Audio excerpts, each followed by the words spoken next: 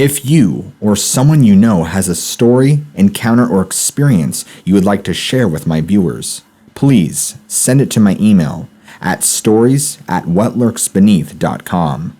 Thank you. I don't know whether this story will be scary to anyone reading this or not, but I've told those who think it's interesting enough for them to repeat the story to others. I'm a 17-year-old male, currently living in Hawaii. Lucky me, but as a child, I was raised in a Christian home in a rural part of Nevada. For as long as I can remember, I've had a fascination for the unexplained and paranormal. Unlike my Christian family, I do not believe in anything that I cannot see myself. Thus, up until recently, I only thought of the supernatural as a very ancient superstition, nothing to be afraid of or be concerned about. But like anyone else, I like a good ghost story. Some of the horrific stories that my friends would tell me would keep me up at night, not in fear, but in curiosity. I would always wonder what the meaning behind the phantom's actions would be, or even if there would be any reason behind them at all. If a shadowy figure stood across from you down the hall, what would he be trying to accomplish? Scare you and feed off your fear? Call out to you to help it pass over? Or is it doing that for no reason at all? This is what I was interested in, not so much of the terror aspect of it. On my free time, I would usually, and still do, watch YouTube videos about the paranormal. My parents, being Christians, were greatly concerned about this interest and afraid that I would invite something into our house and our lives. I didn't believe that. Thus, I continued my routine. About 4 years ago, when I still lived in my Nevada home, my 10-year-old sister, who we'll call Sarah for the sake of this story, was scared and asked if she could sleep in my bed with me. This was nothing out of the usual. Sarah was still afraid of the dark, and she believed that if she slept with me, nothing would happen, or if something did happen, she'd feel less crazy because I'd at least be there to witness it. Like the older brother I am, I allowed her to sleep with me. Sometime later, we got into an argument about something that I don't remember. I ended up feeling guilty and apologized about the fight, but Sarah decided to sleep in her room to spite me. I saw her leave and the way my bed was positioned. Couldn't see her after, and she had stepped out of my room. 10 seconds later after Sarah had left, she sprints back to my room, looking as pale as a ghost, leapt onto my bed and hid herself under my sheets and latched onto me with a grip I have never felt before. She began crying, but it wasn't her normal cry. It sounded like there was a force behind her cry, as if she wanted to cry as loud and as long as she could, but couldn't out of fear of being heard by somebody or something. And her breathing, it was rapid, irregular, and shallow, as if she was suffocating or drowning and reaching for air. I asked her what was wrong, but she never responded. I thought somebody was in the house, so I wanted to get up and check. I moved only an inch before Sarah held me even tighter and cried, "Don't go, please, don't go." I laid back down and tried to explain, but she talked over me and repeated this about 10 more times before I finally assured her that I'll stay here until she calms down. After about 15 minutes, Sarah was calm enough to talk. Now, however, she was shaking. I asked if she felt all right to explain what happened. Through tears, she explained the horror. When she had stepped out of my room, she saw someone standing in the room directly in front of her. The room was my older brother's, who had moved out 7 years prior. Sarah and I always seen this thing inside that room through the corner of our eyes, whether it be the day or night. But when we looked, nothing would be there. The figure looked like my father, and it just stood there, just enough inside the doorway for her to see its figure. It even appeared to have his exact clothes on. Its body was facing her. Its head was facing 90 degrees to her left, away from her. Once she had seen it, she realized that my father was at work, driving a semi-truck to Boise, Idaho for one of his regular runs. No other males besides me lived there. When she had realized these things, the figure slowly turned its head toward my sister. and while doing so, changed from my father's appearance into what she thinks was its own appearance. In her words, its hair was frizzy and had black and red streaks. Its eyes were glowing red, and it had no nose. Its skin was pale bluish, and you could see the veins, which were tar black. He was extremely tall and slender, with long bony arms reaching past his knees. His fingers had thick, long, and sharp nails that were stained with a black substance. It wasn't dripping off of his nails, it was like crusted on. It stood there, extremely straight and stiff, and just stared at me. It didn't say anything or even make a sound, and filled me with this almost paralyzing fear. Seeing this, she wanted to run to my parents' room down the hall, but she feared that she might not make it before this thing caught her. So, she looked quickly behind her to see if my door was still open so she can dash into my room. When she looked back, the figure was 2 feet closer to her, still retaining the same posture and unwavering stare. As soon as she saw this, she turned and bolted into my room. To her, these few steps into my room seemed and felt like a mile. She felt it get closer and closer with each step that she took. But right as she set foot in my room, she felt it stop or leave, but she never looked back to check. She then launched herself onto my bed and hid herself, latching onto me. Once she had finished her story, I wanted to believe that this was true and see it for myself, but somehow I knew that it wouldn't be there now. I thought about telling our parents about this, but who'd believe it? I knew they wouldn't believe. No parent ever does, or wants to when, of course, this sort of thing happens. You just had a nightmare, they'd say, or it was just your imagination. Thinking about their response got me doubting in Sarah's story. But the utter terror and exhausted look that my sister had made me dismiss my doubts. Eventually, we decided to tell our parents. I went first, of course, with her tightly hanging on behind me. When I left my room, I didn't see the figure, which I knew was going to happen and made me feel relieved and bummed at the same time. Upon reaching our parents' room and telling them about it, they said the exact things I predicted. My sister, once hearing their response, snapped and began yelling through sobs to them. What was I thinking? I should have never told you. You never would have believed unless you saw what I saw. I thought by telling you would comfort me. But instead, you're sweeping it under the rug and telling me that I'm crazy. Sarah is a sweet and respectful girl.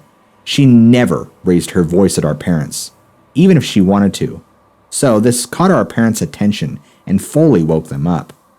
They realized through this outburst, my account of the event, that it was indeed true. My mother called a pastor. It was then 12:51 a.m. to come bless the house. The pastor came and prayed, burned incense and other rituals to cleanse our house.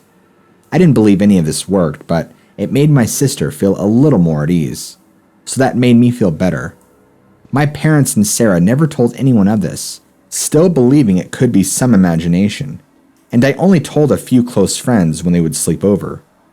Fortunately, we moved 2 years later to Hawaii, leaving that thing behind. Although other things, such as bowls falling out of the cabinets by themselves or random but ghastly screams, have happened, nothing has ever occurred before or after, and that was as serious as this. After this event, I wanted to know what my sister saw, so I searched online for what it could be. I thought that it could be a Wendigo, rake, or skinwalker, but all of those things would have killed my sister and probably all of us if it were any of these things. If you think you know what this could be, please let me know. I'm a 30-year-old male and have dealt with strange encounters all of my life, ranging from a basic kidnapping attempt to a haunting demonic presence that felt like it would bring an entire house down on top of me. My wife and friends have always called me things like a magnet for trouble or a lightning rod for the weird, which is fair seeing as these kinds of people and situations do seem to be drawn to me and those who are close to me. I usually just listen to stories on YouTube, but I was goaded by my best friend into contributing some of my own experiences. I decided to start with a few of my personal favorites. Around the ages of 18 and 19, I liked to go camping and hiking every so often. Living in the northwestern United States did nothing to put me off from doing so. In fact, I kind of found the cold, damp daringness calming in a weird sort of way. Spending a decent amount of time outdoors, I would occasionally meet like-minded individuals, some of them Native American. I grew up somewhat close with a small group of Native guys around my age, possibly 3 or 4 years older, and after running into them a few times, they took notice of how I was respectful of my surroundings, or at least that I was not an entitled glamper. I guess this gave them a reason to invite me to join them on one of their outings over the weekend. Let's call them Wolf, Hawk, Bear, and Ted to make things easier. I met up with them at the edge of the forest before sunrise. We all shared the preference of getting an early start, as well as getting as far away from civilization as we could, within reason. We hiked between 30 to 60 minutes before we found a decently wide, flat area and set up camp. The remainder of the day was spent drinking lightly, sharing past experiences, identifying bird calls, and me listening to some of their cultural stories and legends. It was well after sunset when the event occurred. Wolf got up to answer the call of nature and wandered off through the trees. After he was out of sight, I decided that I might as well take care of my own burden, having hoped that it could have waited till morning. Up until then, I made sure to let rest of them and know that I was going number 2 so they wouldn't worry if I was gone longer than our other companion. I ventured out farther than I would have had I needed to take a leak, not wanting one of them to stumble upon me while in the middle of my business. I had just done my belt up and turned to return our campsite when I thought I heard something in the distance. I frowned, tilting my head and straining my ears to see if I could catch whatever it was again. "Help!" Someone cried out. It was soft, so I couldn't tell exactly which direction it was coming from, but it sounded like a male's voice. "Hello?" I called back, eager to lend a hand to anyone who was lost or possibly injured. "Help!" The voice repeated, a little closer now. I took a few steps in the direction I thought the voice might be coming from, sweeping my flashlight around the area. "Are you lost?" I shouted into the darkness. "Lost," came the reply, even closer than before. I found it a little strange that they responded with only one word, but maybe I had missed the rest, or maybe they didn't know English very well. Either way, that was enough for me to take a few more quick, determined steps towards the voice. But I was stopped dead in my tracks by the next thing I heard. "I'm lost," it shrieked, drawing out the word in what sounded like a human yelling, mixed with the high-pitched scream of a deer or an elk. I felt goosebumps raise wherever they could as I muttered to myself, "What the hell?" I took a couple more slow steps, my flashlight darting from place to place until I heard twigs and brush being disturbed from the direction of our campsite. I whipped around while drawing my hunting knife to be met with the sight of Wolf, wearing a stern but concerned expression. I relaxed and sighed in relief before trying to explain about the voice I had heard and how we should go out and see who or what is out there. He just grabbed my upper arm and stoically began dragging me back through the trees. I didn't resist, but I kept trying to make a case for at least attempting to rescue the person out in the woods. His response was chilling. I heard them too. "Ain't no person out there, man," he mumbled. I was too dumbstruck to say anything else until we got back to the rest of our group. Once within sight, they began clapping and hooting a little, raising their cans of beer as they shared a laugh. "Wendigo almost got the white boy, did he?" Bear asked. Wolf responded by shaking his head, his eyes widening as he exhaled with his cheeks slightly puffed up in that was too close kind of way. At this point, I'm sure it was one of their friends helping them play a prank on me, so I called them out on it.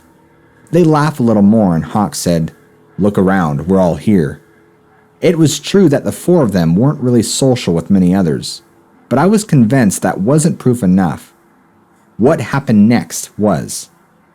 We had been talking about this for nearly half an hour before they all froze and then sprung into action, dismantling and packing up camp faster than I had ever seen, almost as if it were a sport and they were its star athletes.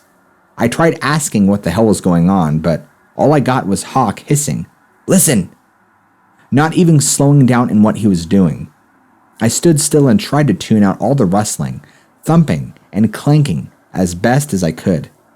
Eventually, my ears picked up on something. It was a kind of deep chittering or clicking, similar to the sound a predator makes, coming from the same direction I had gone to use the facilities. I was only standing there for a few seconds before I was snapped out of it by Bear handing me a length of rope with a D-link on the end. "Hook it on your belt. Can't afford to get separated," he said. His eyes focused on the brush past me. I took it and did as he said, following them to the side of the camp closest to the way back to our cars before they threw a couple of buckets of dirt over the fire. As soon as it was smothered, Wolf said we needed to get out of the forest as fast as possible. We didn't run, being hooked all together, but we walked quickly and half-jogged the whole way, turning what had been around a 45-minute journey before into a 20-minute one. The mood seemed to lighten up immediately after we emerged from the forest, the rest of them laughing and catching their breath as if we had just come out the other end of a perilous ordeal, me still feeling a little lost on what had just happened. We set up camp again on the grass near our cars. No fire this time, just lanterns. Once we were all settled, I asked Wolf if they really thought Wendigos were real, and if there had actually been one out there hunting me. They all went quiet as he explained. "The truth is, we don't exactly know what it is," he said with a shrug.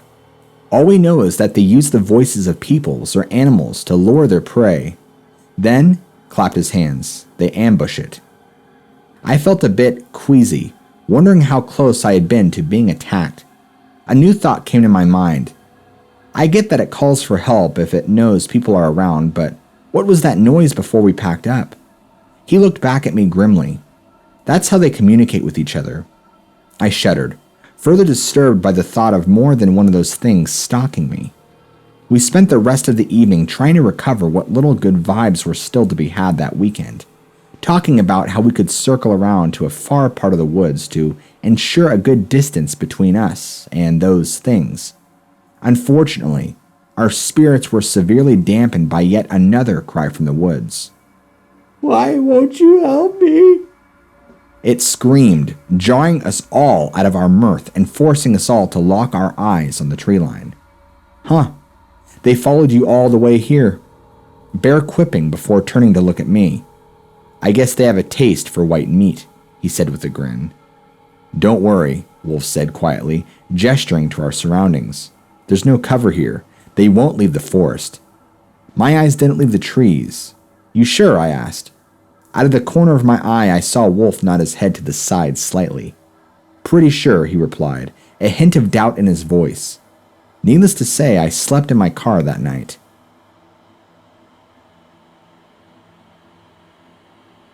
This happened during my first semester of my sophomore year of college.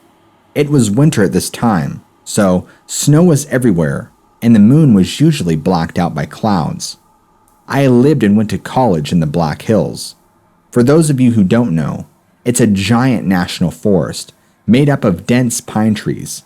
It also overlaps with a Native American reservation land and was the site of many confrontations during Indian relocation, which is important to remember. Finally, like many college students, I like to let loose and have a little bit of fun every now and then. On this particular night, my friends and I had thought it would be chill to drive through a nearby scenic canyon just right outside of town, smoke a bit of weed, and look at the stars. We accomplished the first two tasks, the second which was done with great enthusiasm, but it was hard to look at the stars because clouds were drifting across the sky and blocking most of it. This is where the story actually takes off. There were 5 of us in total that night. I and one other friend just wanted to head back to campus and maybe play some video games, chill for the rest of the night.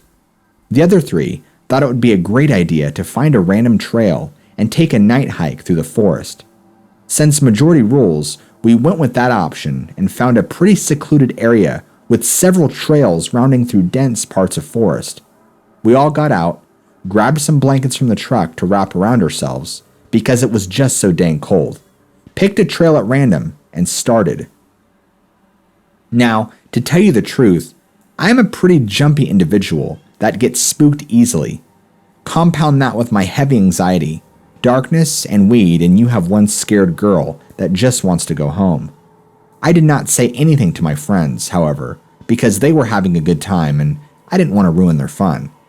We had been on the trail for about 20 minutes and had been using the lights on our phones because, again, the night sky was obstructed by clouds. The trail wasn't even halfway done at this point. My friend at the front of the group stopped suddenly and flashed her phone up to the trees on the side of the trail in front of us, just a few yards. She said, "Do you guys see that?"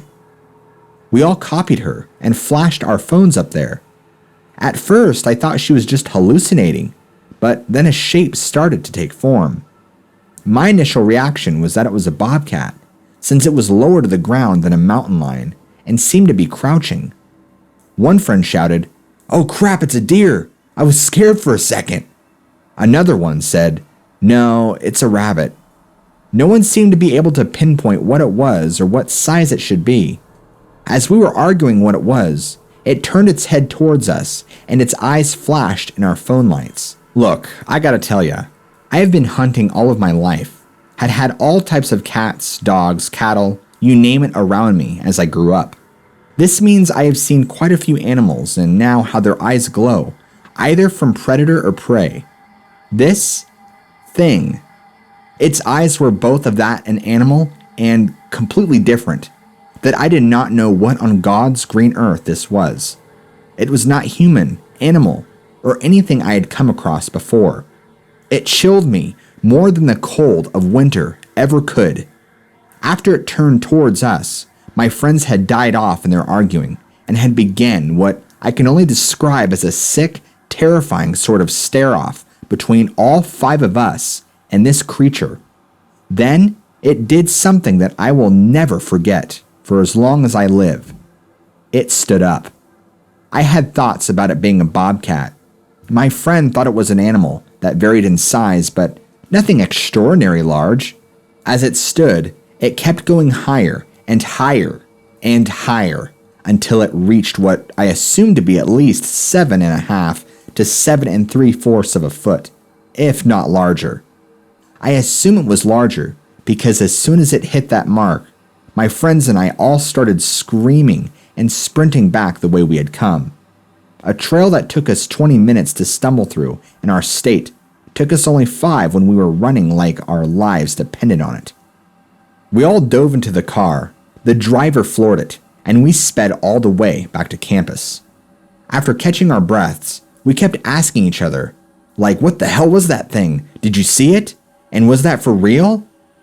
That night, we all recollected what we saw, solidified that it was not just some hallucination, and decided it was some sort of animal, and agreed to move on with our lives. Only I can't. My friends all told me it was just a bear, to not worry because we had gotten away. I can't believe it.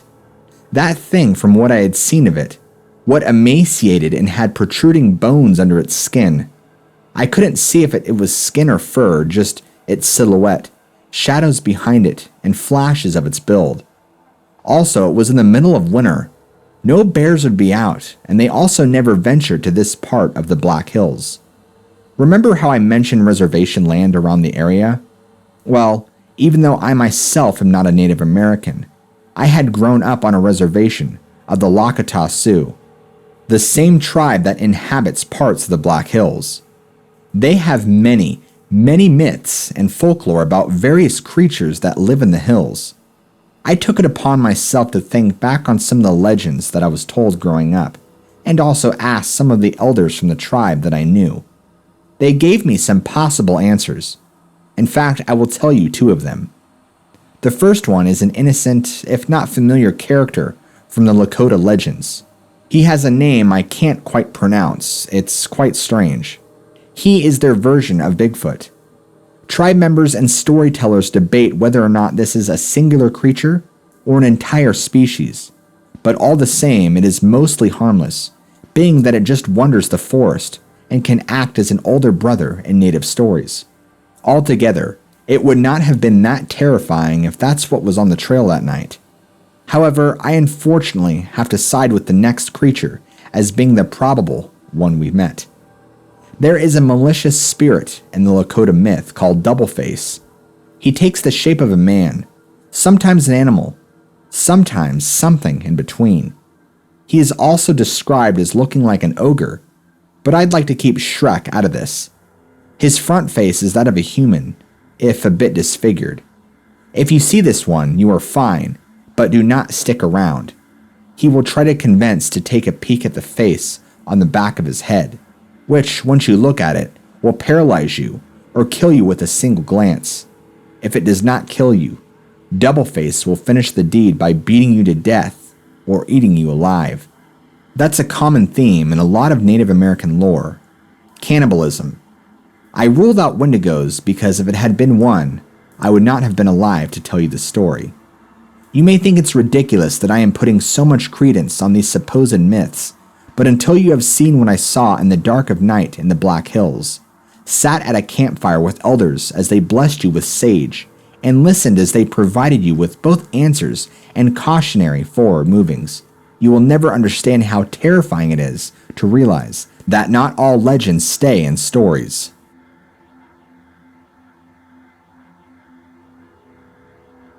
I used to live out in the country in Manitoba, Canada, like the real boonies. You had to bike or drive to go anywhere, aside from a railroad side ice cream parlor. At night, it would get pretty dark too. With my mother and stepdad, we had 3 small dogs and a cat. I was often left in charge of all of them, was kind of resentful for all the work on top of schooling and homework, but I loved the animals, so I couldn't blame them too much, unless they made a huge mess. Then I'd be pretty ticked. But that's not entirely relevant. What is that I would routinely take them all out before going to bed. And I would go to bed very, very late at night, like any 14-year-old with such lax parenting would. Emma, Lady, and my dog Carmelita would usually stay in the front yard, which was a vast acreage of flat land with a tiny ditch. It was easy to see the small dogs and call them back in. Sometimes Emma would wander. My mother's Cairn Terrier had a bit of a rebellious side to her, but it wasn't her who took off this night. It was Lady, the Cocker Spaniel. She was protective and the watchful eye, while the others were mostly divas. Frustrated, I ran after her around to the back of the house, which is a steep slope toward a waterbed that is an offshoot of the Red River. What I saw slowly sprawling across the slope still gives me chills. These things were about chest height to me and 20 feet away. Pale tan or gray mostly, no tails, no muzzles, but on all fours with long legs that were longer in the front. They turned their almost featureless faces up to us at the top of the slope. Their eyes were large and glowed in the faint back porch lights like big marbles. Luckily, Lady had frozen at the top with me, her hackles raised like a hyena. The creatures were still walking, but were bobbing their heads about looking at us. I grabbed the dog by crouching quickly, frightened we'd be attacked, and bolted around the side to the front again, calling for the others to come inside. Emma and Carm were already sitting at the door waiting. I guess they figured it was too chilly for them to stay out for so long, but truthfully, my out-of-shape self was boiling from the adrenaline. I refused to take them out after dark after that, which, unfortunately, resulted in plenty of messes I had to clean up. I would occasionally see those strange things crossing our backyard after that. They'd only look up at my house if I had the lights on, and was obviously moving in clear view. Another night I woke up, radio flashing 1 a.m., or something close to that. I wasn't sure why I woke up at the time until I realized I wasn't alone. I sleep in the basement at the time. My window overlooked the backyard, but only slightly. It was located under the back porch, which was able to be walked under if you simply stooped a bit. One of those things with pale skin and huge green eyes lowered its head as it looked in through my window. I froze. I'm not even sure if I moved at all after waking up. It sort of bobbed its head around for a brief time only, and then quickly bolted off as if something had frightened it. To this day, I have no idea what they were. They almost acted like deer, but they hardly looked like them. Their bodies looked closer to misshapen dogs or humans. Their faces were hard to see, but from what I could tell, they had no muzzles and very big eyes. I tried looking up what cryptids or myths were native to where I live, but everything just sort of points to Wendigo or skinwalkers, and I'm not entirely sold on either. I saw them too frequently for them to be a random misinterpretation of another animal, and aside from simple distance making it hard to discern their faces, they stuck around long enough for me to get a really good look at their form. So what the hell was I seeing out there?